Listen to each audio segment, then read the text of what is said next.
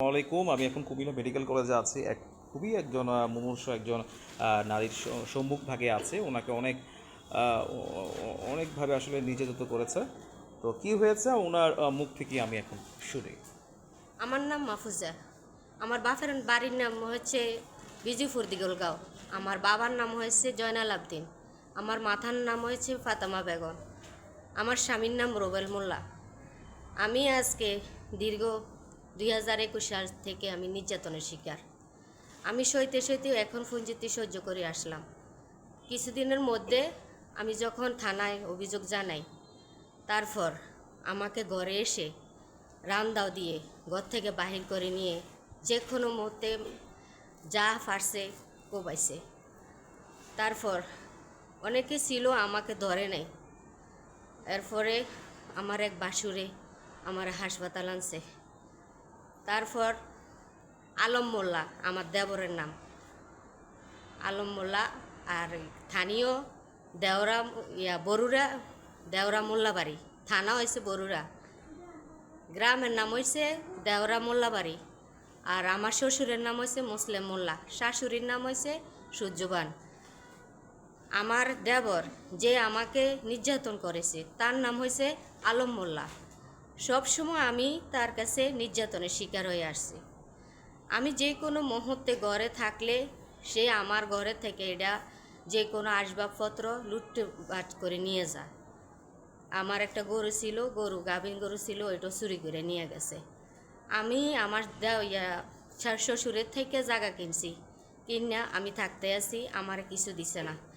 এখন শুধু হিট হইল আমার শ্বশুরের থেকে জায়গা কিনছি কেন, মানে জায়গা কিনা থাকতে আছি, ও সহ্য হইতে আসে না, আলম মোল্লা সহ্য হইতে আসে না। তারপর যে কোনো মুহূর্তে আমারে দৌড়ে দৌড়ে মারতে যা। আমি অতি যন্ত্রণা টিকতে না ফেরা আমি থানা অভিযোগ জানাই। এখন আমি দেশবাসীর কাছে অভিযোগ করেছেন? আমি বরুড়া থানা অভিযোগ করেছি।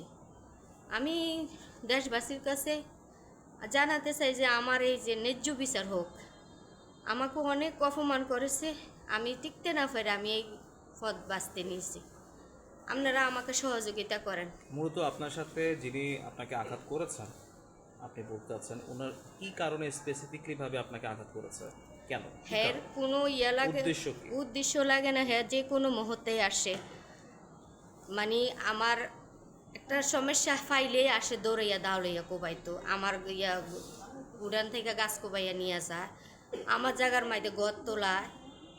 আমার স্বামী বাড়িতে নাই বলে আমাকে যে কোনো মহিলা বলে সে সব সময় কোনো প্রয়োজন লাগে না, যে কোনো মুহূর্তে এসে আমারে মারধর করে। আর হের সাথে হের বইন আছে 4 জন, হেরা সহযোগিতা করে হের বাইরে মারধর করণে লেগে। তো আমি এখন কি করব আমি ভাবতে পারতেছি না।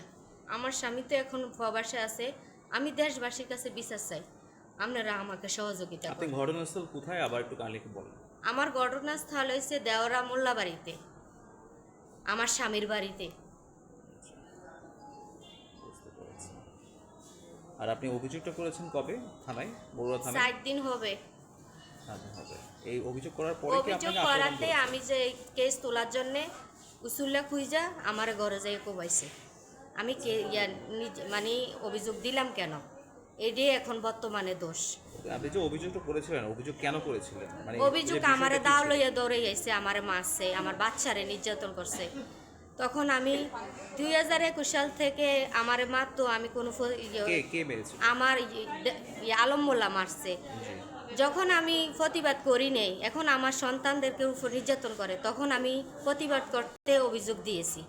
এখন অভিযোগ দেওয়ার কারণে আমাকে এখন নির্যাতন করে আমার ঘরের ভিতর ঢুকে আমারে মারছে, রামদাও দিয়ে আমারে কোবাইছে, যতক্ষণ পারছে এতক্ষণ কোবাইছে। আপনারা যদি দেখেন আমার হাত পাও কিছুই রাখে নেই, আমার ডানা শেষ হয়ে গেছে। আপনার কাছে আমি